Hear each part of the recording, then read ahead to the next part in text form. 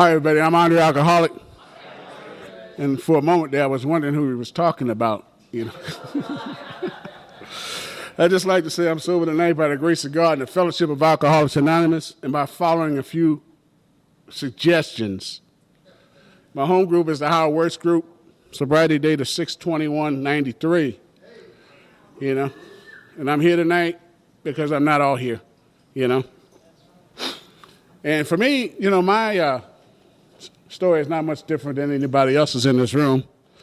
I came into the program of Alcoholics Anonymous under duress and through a military treatment facility. I wasn't smart enough to know that I was killing myself softly. I had to help people to tell me this, social workers, as they call them in the military. After I had gotten my second DUI, normally what they would do is they would give you a 10-question test. Actually, it was 10 questions, but actually the test consisted of 100 questions. They would ask each question 10 different ways, trying to trick you, But this time they said, well, you know what, we're not even going to give you this test. They immediately diagnosed me as alcohol dependent. The military will not diagnose you as alcoholic because they have to pay you disability, see? So they diagnosed me as alcohol dependent. And they immediately sent me over to the hospital to see a psychologist, At the time, I was suffering from depression. I had just probably about 9 months prior to that, I was a victim of Hurricane Andrew in South Florida, and I had to drive across country with everything that I could muster that was salvageable, in a U-Haul van, 4 kids ODing on sugar, And I know every single McDonald's between South Florida, Miami, and Las Vegas, because I had a 2-year-old daughter at the time.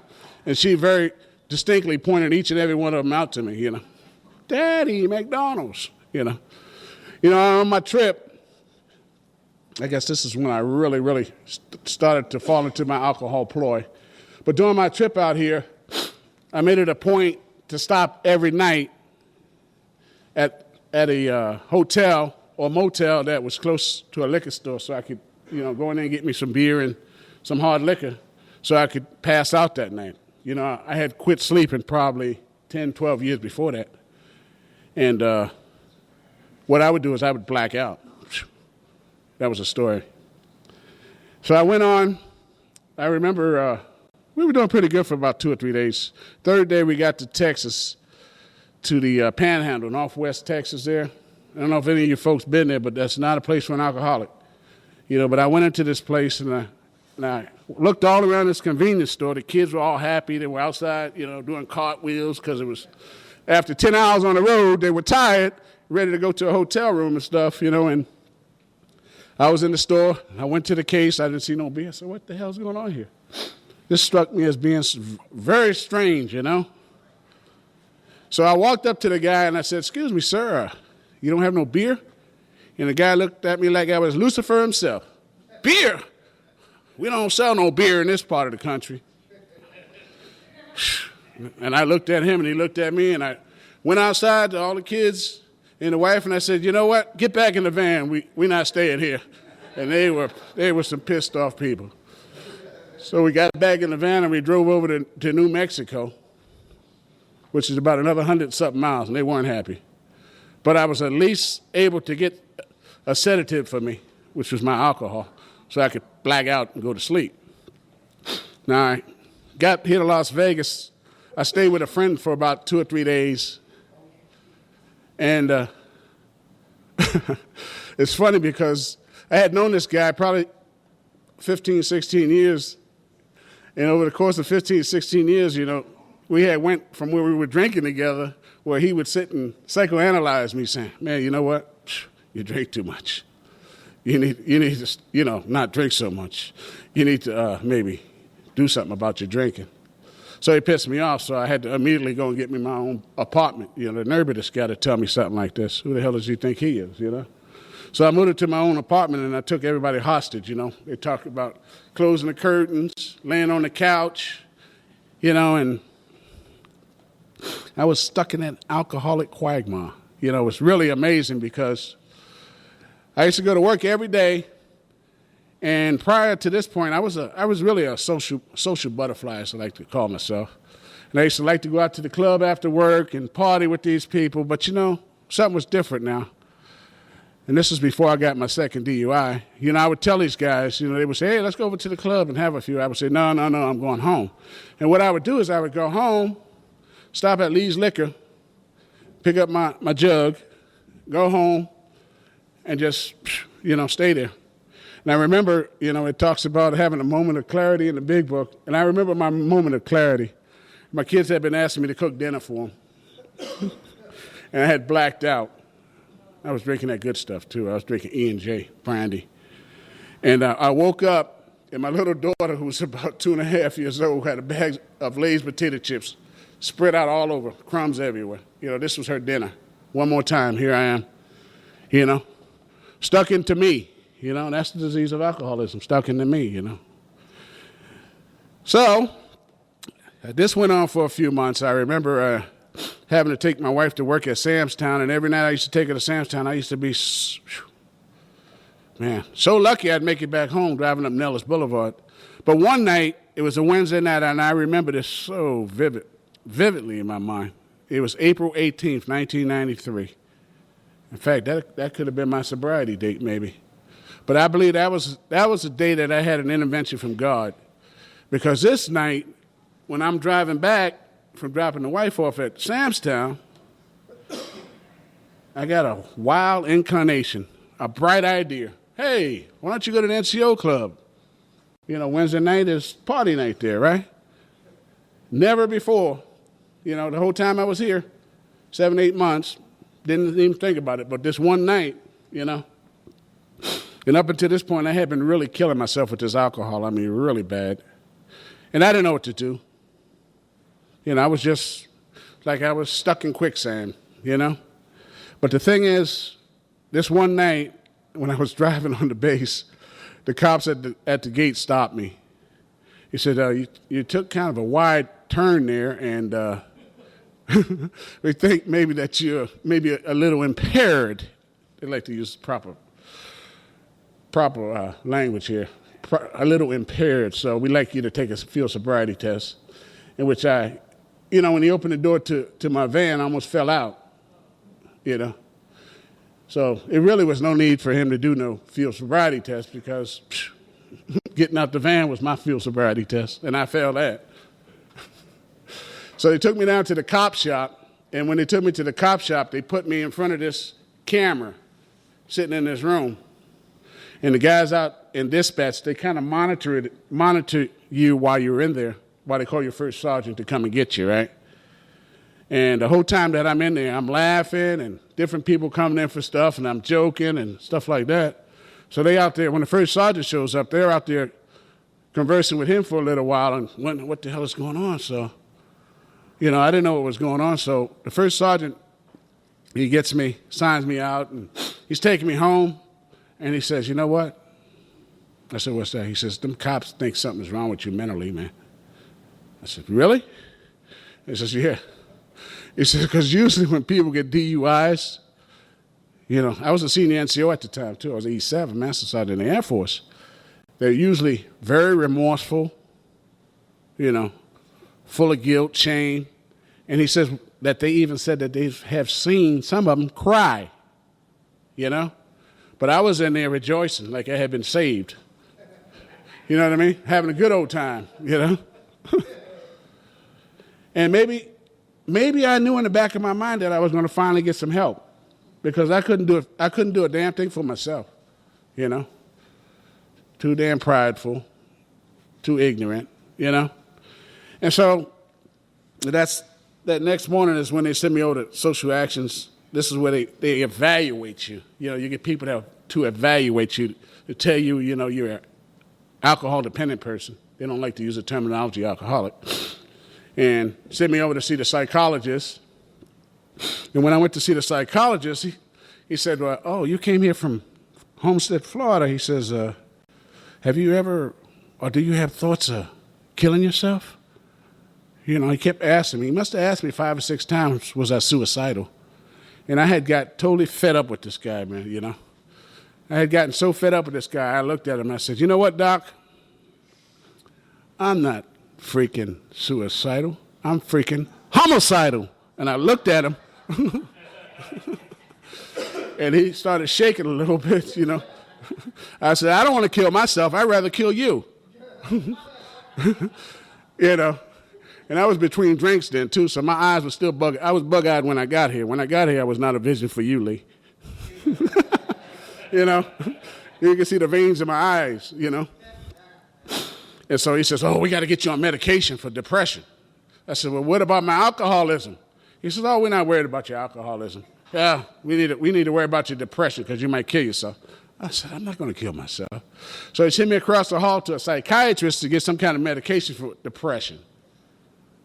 And so I go see the psychiatrist, and, you know, he's already ready. He got 1, 2, or 3 medicines to lay out for you. Boom, boom, boom.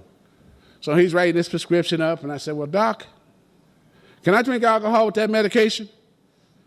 And he looks at me like I'm crazy. He says, heavens no. You can't drink no alcohol with this medication. I said, well, don't prescribe it.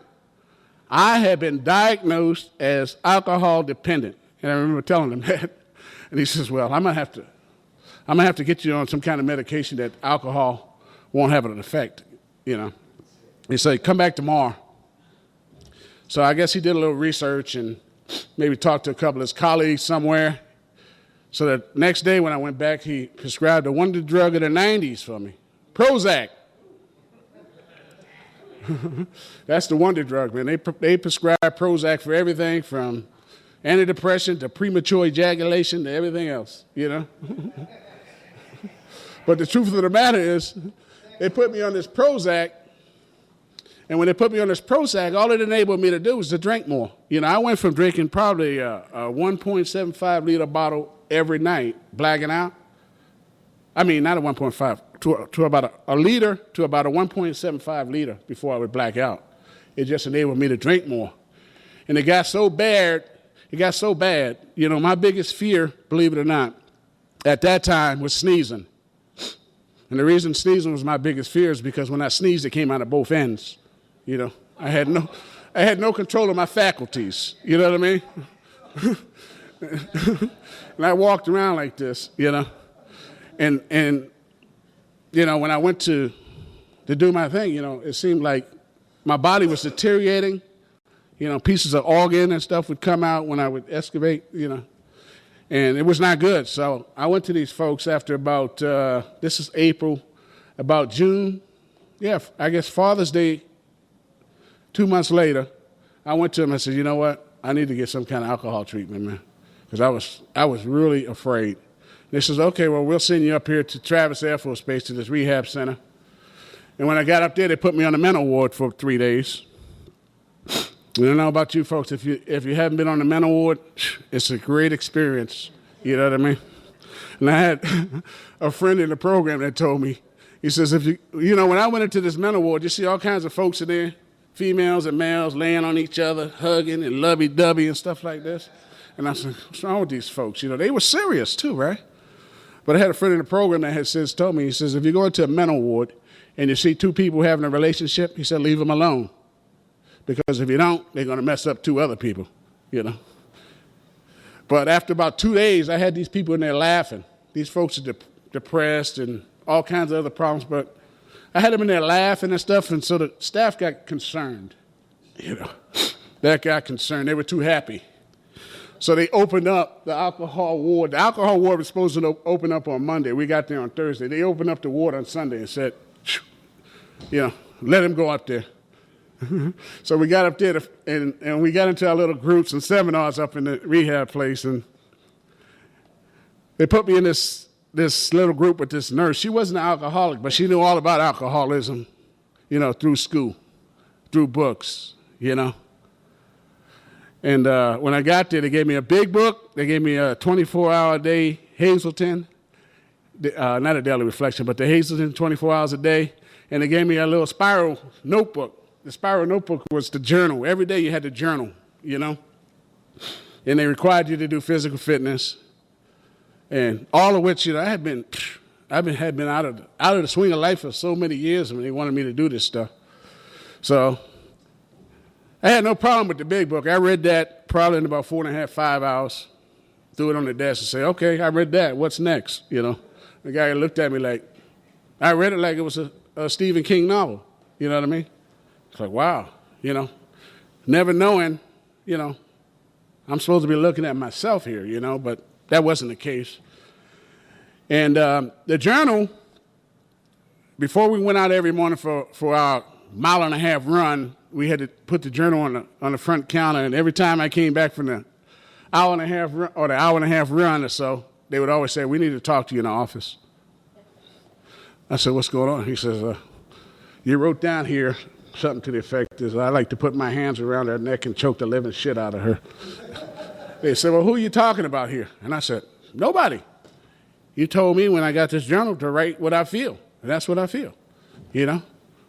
I was restless, irritable, and discontent, anger, violent. I just felt that way, not having that alcohol in me, you know?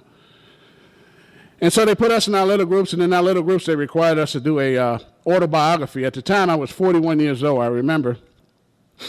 And I did my autobiography, came back, I was so happy. The charge nurse, the head of the seminar lady there, I did it on a sheet of loose leaf paper like this. I think I did one side of the sheet and then half of the other, and I gave it to her. And she didn't even read it. She just looked at it. She said, well, how old did you say you were? I said, 41. And she said, you're 41 years old, and this is all you got to write about yourself? And she took that piece of paper and she shoved it right back in my face and said, you're so full of shit, you're not going to recover. This is the way they talk to us, you know? And they also told us when we got in the seminar that you need to be honest. Honesty, they stressed it. In order for you to recover, you need to be honest, you know? And at the time, I also had over 21 years in the military, which entitled me to a nice pension, you know? And they said, well, if you tell us you did anything that's against the UCMJ, for you folks that don't know what the UCMJ is a Uniform Code of Military Justice, the law by which they punish you if you violate it, then you can and you will be punished, you know, according to the law. And I said, well, you know, whoa, wait a minute now. Honesty, stupidity, I got too much to lose here. But we did have some guys in the seminar that were so self-righteously honest, you know. Not me, I was not a fool, you know. I was still in the mindset that you don't tell people stuff about you because they can use it against you. And they definitely could have. Some of the stuff I would have told them, I wouldn't be in front of you here tonight. You know, if you guys were bringing a panel in Leavenworth, I'd probably be there sitting in the meeting, you know. But that was the case. So she threw this paper back at me and told me I was full of crap and I wasn't going to recover unless I got honest and this and that. So I said, well, goodness gracious, I got a bright idea. I said, what I'll do is I'll write something about my former wife, you know, because I really, really did do her wrong through my alcoholism and drug use and the different places I was at and stuff. So I wrote it and I sat down. There was about 13 or 14 guys in the seminar, you know, and I was reading it. I was looking for that effect. You know, that effect, you look at people and they're shaking their head and I see the little tear in their eye. Man, it was really, really bad. But it was all legal. You know, some of the stuff was immoral, but it wasn't illegal. You know, it wasn't going to get me thrown in the slammer. And I looked around, and when I was finished, the guys were there, you know, and I said, yeah, I got him. You know, I'm over, you know. And now it's time for evaluation. I call her Nurse Betty, from Nurse Betty. She comes up to me again and points her finger in my face. She says, you know what? You're so full of shit. And you know what? And you know you're suicidal. Not once did I hear this in my whole time, except for that one time when I did that second attempt at this inventory that they wanted us to do for the group seminar, right? And what happened is I was on Prozac when I went into this place, and when I got into the program up there, the head nurse there decided upon herself, and she wasn't any kind of doctor, mental or psychiatrist or psychologist or anything. She decided that I don't need Prozac. All I need is this recovery stuff, right? So my depression really came back. You know, I was really angry, right? And when this nurse got in my face, them defensive mechanisms kicked in, you know? And she you know, kind of embarrassed me in front of all these people saying I was suicidal. And I looked right in her face and I said, you know what, bitch? I said, excuse my French, y'all. I said, bitch, I'm not suicidal. I'm fucking homicidal. And I stared her down so bad that she ran out the room shaking. You know, what's wrong? What's wrong with this picture? I mean, I was serious, you know. Then went downstairs and got the head of psychiatric services at the hospital there, and he came up and did an intervention in the room next door. And he's like, well, what's going on here? He says, you know, he started talking about my anger and this and that. And then evidently, I brought up the thing about being put on Prozac a few months back because of this depression and this post-traumatic stress syndrome stuff and the hurricane and stuff. And he says, well, you're not taking your medication? I said, well, no, I'm not taking my medication. I had been in this place for about 2.5 weeks now, right? And I said, when I got here, she took my medication and said I didn't need it. He said, who took your medication? And I said, well, Captain so-and-so. She was the head nurse there, right? And he says, you wait right here. He walked out that room, and I don't know what he said to her, but when he came back, I could still feel the heat off of him. He was hot. They immediately put me back on that Prozac, you know? Because she made a decision, wrong, that I didn't need this because I'm going to recover now, you know. But the thing is, I may not have needed it if I was going to recover, but since they had put all of these, consequences to me being honest and stuff like that, I wasn't willing. You know, I really wasn't willing. So I went through this 26, 27-day program. And on the last day of the program, I remember getting my final evaluation by one of the counselors in this program. And he wasn't an alcoholic either. He says, you know what, Andre? He says, you danced through this program. You know. He says, but we have a 1 in 10 success rate, you know, with this program. And he says, you're all 9 of the people that's going to fail because you can't get honest. He says, you can't get honest, and you're probably going to be drunk. He says, I'll give you 2 or 3 days. You're probably going to be drunk. So when I got back here to Las Vegas, I had to go see my commander immediately. They don't waste any time. You know, once they get you rehabilitated, you know, that's what they call it. They rehabilitate you. Now this commander, colonel, has me standing in front of him, and he orders me to not drink for 1 year and to go to 5 AA meetings a week. I didn't have to get any kind of paperwork, you know, annotated or signed or anything of that nature, but I had to do this. And if I had gotten drunk within that first year and they found out about it, I had grave consequences to face, you know? So I said, goodness gracious, I don't know how I'm going to do this.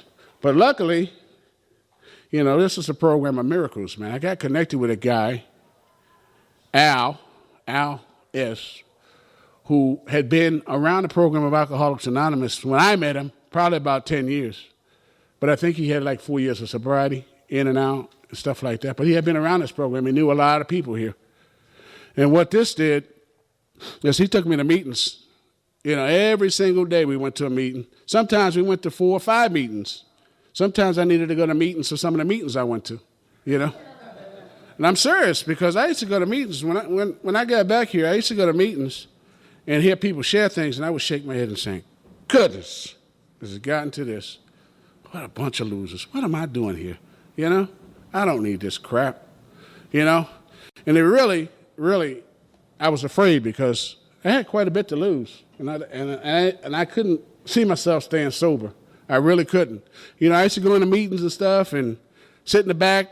People would call on me, and I would raise my hand and say, my name is Andre, I'm alcoholic, and I don't have anything to share, I'm new. You know, I did that until I got involved in a How It Works group. I got involved in a How It Works group, and I used to run around with this old guy, Wino Pillhead. And Wino Pillhead, I went to a meeting with him at the Thai Club one time, and I pulled that crap, and he read me the riot act outside. He said, how long you been sober? How long you been sober, kid? I said, probably about 40, 50 days. He said, I don't want to hear that BS about you ain't got nothing to share. He says, there's people in here that's been sober a week or 2 days. He says, you've been sober for 45, 50 days. He says, you have something you could share. You could tell them how you stayed sober 45 or 50 days. And I never looked at it from that perspective. You know what I mean? And so life went on, you know, and I ran around with people. You know, I got involved in the How It Works group. Probably had, like I said, 40, 50, 60 days. And it's probably the best thing that ever happened to me because shortly after becoming a member of this group and going to some meetings and stuff, the people actually reached out to me, and they actually invited me to go somewhere with them. And that right there was a revelation. Wow. It had been 6 or 7 years since people had actually asked me to go somewhere with them, because I was not a social butterfly. I was an abomination, embarrassment, And they asked me to go into this family shelter. We used to go into this place every Tuesday night. It was a group of about 6 or 7 of us. And every week somebody else would share. And when I was newly sober, I loved speaker meetings. Oh, I loved them to death, because I didn't have to share. I could sit there and listen to somebody's story and try to identify with it, And I remember the guy says, oh, yeah, we got a great speaker tonight, Andre. I said, really? And I'm all excited and stuff. I could hardly wait, I'm rubbing my hands together. I said, well, who is it? He said, you. I said, me? Oh, no. I said, oh, no. He says, yeah. He says, it's your turn in the barrel. I said, well, what am I going to tell this guy? He says, hey, man, you were in the military for 22 years, man. At this time, I had about 22 years in the military. I had been places. I had been to probably 22, 23 countries. Can't remember them.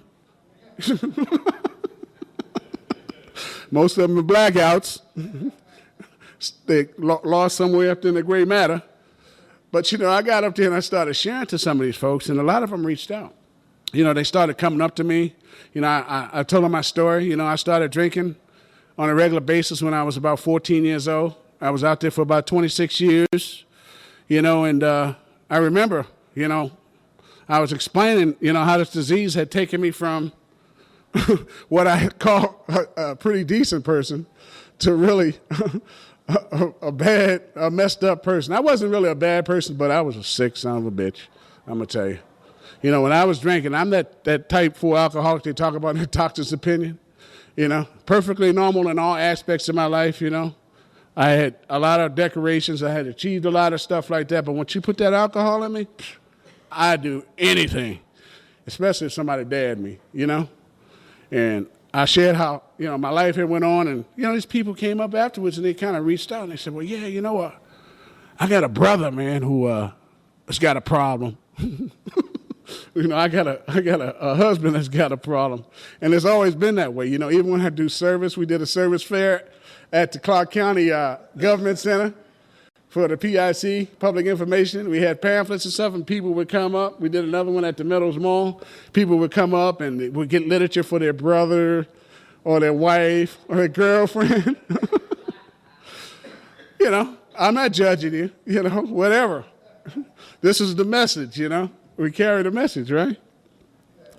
Then life goes on, and I remember at 11 months or 12 months, sitting at the anniversary group, or at the anniversary meeting at the Howard Works Group. Every month, the last Saturday of the month, we do a candlelight meeting down at St. Luke's on Easton.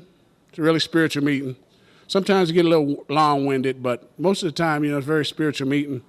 And I remember my first year there, and I'm sitting at the table with all these guys and celebrating various lengths of sobriety, and I'm celebrating 1 year, and all of them are, telling how, they're happy, joyous, and free, and everything is great, and I'm sitting there, and I'm feeling like a piece of shit, literally. I'm feeling, and the reason was I was doing a lot of service at the time, but I wasn't doing any kind of recovery for myself. And as long as I could stay busy doing stuff for other people, I was good, but it comes a time when I had to do something for myself, you know what I mean? And I used to tell people, all the service I did with these people, nobody ever said, hey, you know what? Why don't you come home with me tonight and we'll have a meeting all night? They said, nope. See you tomorrow. And that's when I had my biggest problems, when I had to go home at night and watch this big screen TV, Like they said, more will be revealed.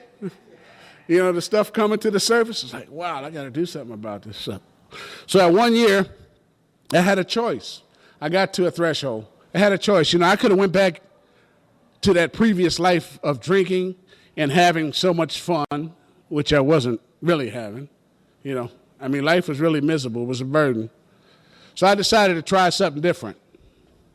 Because I could recall during that previous year, man, I've had times where I really and truly felt good. You know, I was explaining to another friend of mine last night how going into treatment facilities and going into institutions and stuff is almost like taking a pill, a spiritual pill. You know, you get that high, man. You feel good, you walk it, and I know how that felt. And I said, you know what? I probably feel better right now than I ever felt in my life. And so I decided to give it a try. So I got a sponsor, went through the steps, was rigorously honest. I mean, there was a lot of stuff there, man. I was leery about sharing. But you know what? I prayed about it. And that's one thing I learned when I first got here from this friend of mine, Al, that I told you about. He told me, he says, you know what you need to start getting down on your knees in the morning. And if nothing else, ask God to keep you away from the drink for 24 hours or the day. And then at night, get on your knees and thank God for keeping you away from the drink. And I've been doing that since that time. I do it almost religiously. I mean, I can count the times probably on one finger that I don't do it, that I didn't do it. I mean, really. And I think that's what's helped me more than anything, because I know today for myself that I have to get in contact with an alcoholic every single day. I got to talk to somebody. And I got to do some kind of work for God's children, you know, because when I got here, people reached out to me, man. And I tell you what, I hadn't felt this sense of belonging for such a long time until I got here, you know. And I was leery at first. I mean, I really was, because I used to say in the back of my head, what do these people want? You know, I wasn't used to people being like this. I said, what do they want? You know? But I had to stick around here long enough to see what they want. And what they want is they want for me to recover. You know? They want me to get what they got, you know? But for the grace of God, you know, I go to AA meetings to learn. You know, the old timers are there to show us how to live, man. I have so many living problems, or I had so many living problems. I don't have a lot that I could talk about, but I had so many living problems when I got here, you know. By talking to people, sharing, opening up, I get the answers that I need, you know. I have never, ever been to an AA meeting where I brought up a topic or brought up a subject where I needed some help, and after the meeting, everybody left and nobody was there. In fact, sometimes you're pushing people away because you got so many that want to give you help, you know. And it's freely given, right? Some people pay $150 an hour for this. Go see a psychiatrist, and they still don't get the answer. He wants you to answer everything yourself. So what do you think? Well, if I thought, I wouldn't need you, you know. That's why I go to AA meetings, you know. I lay something out, and I get different spins, man. I get people to share their experience, strength, and hope, and that's what I need. I don't need nobody standing over me, pointing the finger at me, telling me, you need to do this, this, this. I don't need that. In fact, even if they were right, I probably would reject them just for the mere fact of them standing over me like this. That's just my alcoholic behavior, you know. But, you know, people say, hey, I did this. You know, back in 2000, and God bless the How It Works group, I'm going to tell you, because they saved my butt. They saved my biscuit. In January 2000, my mother was on her deathbed. And it really affected me strange. I had never, ever had feelings like this before. You know what I mean? You're sober, you know. You're sober and you're experiencing feelings that you never experienced before. You know what I mean? And some people, you know, they don't use the tools of the program. They take the easier, softer way, pick up a drink. You know, but that wasn't it for me. I had a good foundation in this program, and I knew that I wasn't alone. I learned very early that this was a weed program, man. And if I lay it out there, you know, I'd get some help. And I had people that actually reached out to me that really and truly helped me. I mean, that's why I'm standing here tonight. You know, my mother was on her deathbed. She was dying from lung cancer. Brain cancer went up to her brain. And then my father suddenly dies. And I said, goodness gracious, what a selfish son of a bitch. You know, here I'm grieving for my mother. My father has to die so we can give him some attention. This is how my sick mind was working, right? So I went to New York to his funeral. What a fiasco. And then 4 weeks and 3 days later, we had to bury my mother.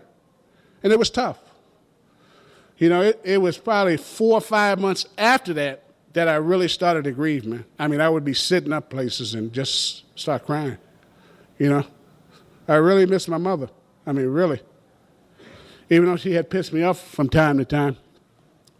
And then the year after that, right in the middle, January 15th, I get a call from a friend of mine down in South Florida that my son had got murdered. 26-year-old son. Got shot in the head, drive-by shooting. That's the lifestyle he lived. You know, I tried to talk to him, but, you know, he pushed me away because I was a drunk. You know, when I used to pick him up and we do things, you know, he's like, oh, Dad, you're drunk. You know, he smell booze on me. But, you know, he's smoking his weed, you know, but that's okay. You know, it's like the pot calling the kettle black. You know, it's okay to smoke weed, but, you know, I'm a drunk. But that's the lifestyle he chose, you know. And so I had to go down there. You know, I wasn't in this kid's life at all. You know, I saw him when he was young, and then I got back. He was 13 or 14, and I wasn't there a lot. So his mother she was kind of financially strapped, you know. And the undertaker said, well, how are we gonna take care of all this stuff? I said, don't worry about it. He says, I'll take care of everything. And that was my amends to him. I had to take care of the whole funeral, you know. And I'm just glad that I had the means to do that.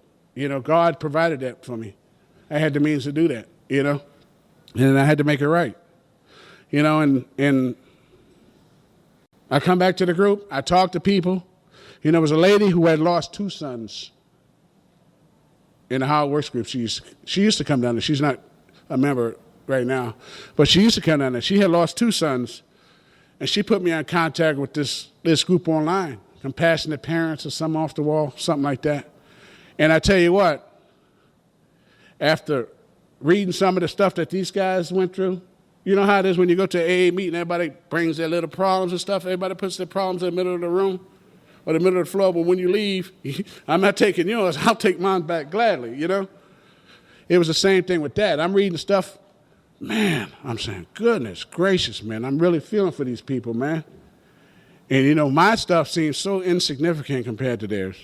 And that's a change in me. Because I don't know about you, but before it used to be all about me, baby.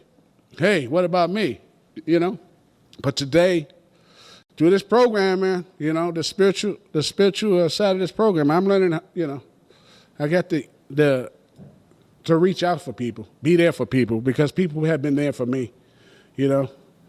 A couple years ago, I lost a brother. My brother was a addict. Nobody knew. We knew he was on heroin a long time ago. In fact, he had went to jail, got incarcerated for smuggling. You know, he had friends sending him stuff from Southeast Asia. But when we went to clean up the house, he had all this methadone in the house. You know, my sister, she looks at it, she says, what's this? I mean, so much.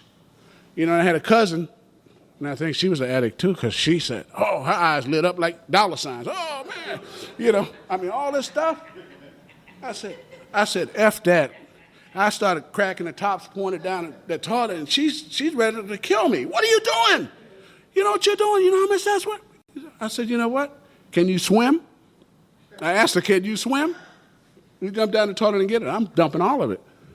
And I come to find out it was methadone from the VA. They were giving it to him. Nasty stuff. But he died from cirrhosis of the liver, and we had to make a decision. We had to make, and I'm glad it was an informed decision. You know, they were giving this brother of mine units of blood sometimes 5 or 6 units of blood a day, and it would come right out because he had cirrhosis of the liver, bled to death. The doctor said, hey, look, you know, we got people that really need this blood. What should we do? And my sister, she didn't want to make a decision. She calls me up, and I told her, I said, hey, you know what? We got to let him go because he's not going to make it. And that was hard. And I think that hit me the hardest out of all of the passings that I had in my family. Because I remember standing up at the wake here, and I lost it. I had something to read. I lost it. I had childhood friends fill the room up. You know, we had a lot of friends and stuff back in Brooklyn, and I lost it. And you know what? I didn't feel ashamed. I mean, I had true feelings coming out, and that's just how I felt. And I didn't give a damn how somebody looked at me. I don't care. This is how I felt. Never before. I'm not going to try to play Mr. Tough Guy. Oh, that don't affect me. It did affect me. And like I said, I got back here. I talked about it in the rooms. People told me, this is what we did. This is what we did. Nobody told me this is what you need to do. They said this is what we did. This is how I got through it. Got a good friend that tells me all the time, when stuff like that happens, double and triple up on your meetings. And that's what I did. I got so lost in meetings, I was neglecting my family, But I needed to do that.